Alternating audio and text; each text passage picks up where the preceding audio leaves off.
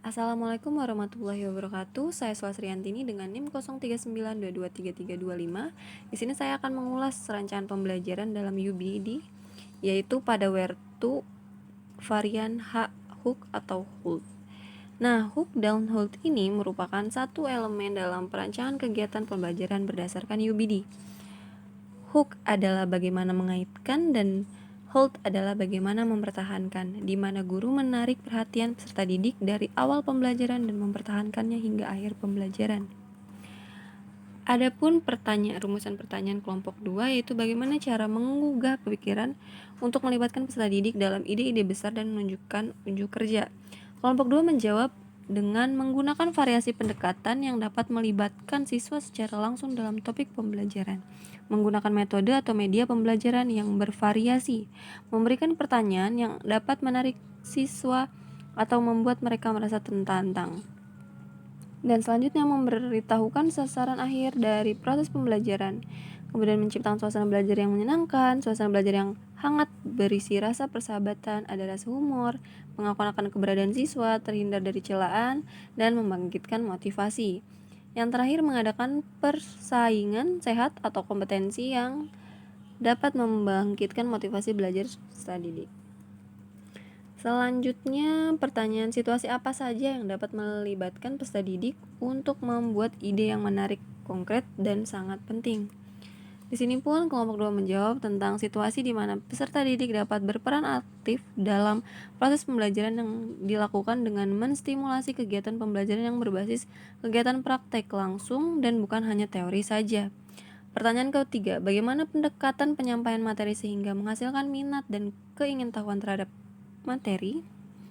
Jawabannya, salah satu pendekatan dalam penyampaian materi untuk menghasilkan minat dan keingintahuan terhadap materi adalah menggunakan pendekatan inquiry. Dalam kegiatan pembelajaran dengan menggunakan pendekatan inquiry, guru menyajikan bahan tidak sampai tuntas sehingga memberi peluang kepada peserta didik untuk mencari dan menemukannya sendiri. Pertanyaan selanjutnya, peluang macam apa yang bisa menopang minat peserta didik, terutama ketika keadaan pembelajaran terasa sulit?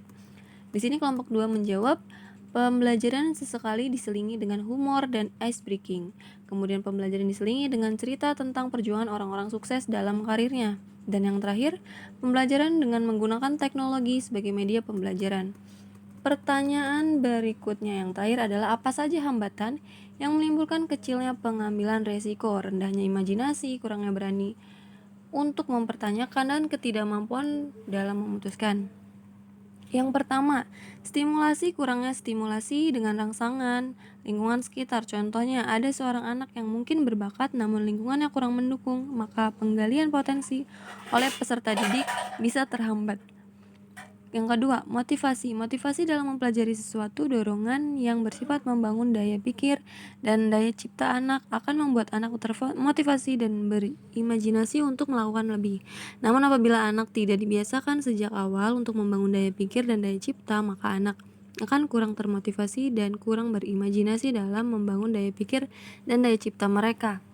Selanjutnya, pembahasan kelompok 2 mengenai hook dan hold dapat dilihat pada layar, dari mulai kegiatan pendahuluan hingga kegiatan inti. Nah, pada pembahasan jurnal yang saya temukan di internet, yaitu Jurnal Inovasi Pendidikan terkait hook dan hold, bisa dilihat dalam slide ini. Ada aspek-aspeknya dari mulai W, H, E, R, E, T, O. Ini where to, kemudian ada penjelasannya untuk kegiatan pembelajarannya. Ada langkah 1, langkah 2, hingga langkah 3. Nah, kesimpulan yang saya temukan dari membandingkan pembahasan kelompok 2 dan jurnal yang saya temukan, saya menyimpulkan bahwa keduanya memiliki persamaan pada kegiatan awal untuk menggugah minat peserta didik dan bagaimana guru mempertahankannya hingga pada materi inti bahkan materi akhir pembelajaran. Yaitu dengan dibantu pendekatan, model, dan media pembelajaran, guru dapat mempertahankan hook dan hold. Sekian penjelasan dari saya, kurang lebihnya mohon maaf. Wassalamualaikum warahmatullahi wabarakatuh.